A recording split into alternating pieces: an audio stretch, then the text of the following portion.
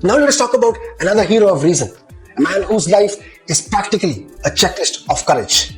This year's Freethinker of the Year award goes to none other than Arif Hussain. You may have heard his name before on this channel or elsewhere. If not, let me tell you why this story matters. Arif Hussain is known as the master of Exes. Why?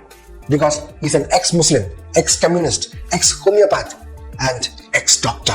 One by one, he walked away from the identities and beliefs that shaped his life. Why? Because each time he discovered that what he believed in was either unscientific, harmful, or against humanist values. Arif began with homeopathy. He studied it for 5 years, practiced as a doctor, and built a career. Then the question started. The evidence didn't somehow add up. The science didn't hold. One by one, the cracks appeared until he could no longer pretend. Homeopathy was a sham.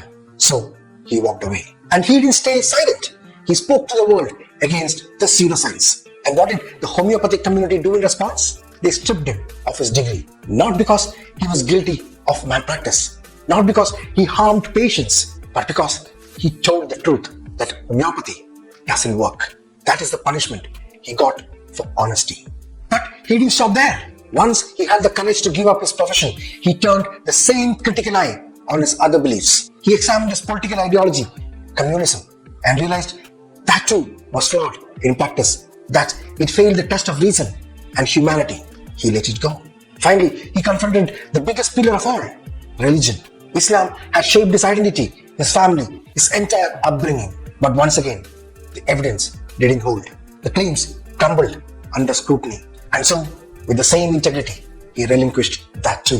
Think about the weight of those decisions. Walking away from a religion like Islam in Kerala is not just a personal choice, it's a social earthquake. Walking away from political affiliations that once gave you a sense of belonging is not just inconvenient, it is alienating.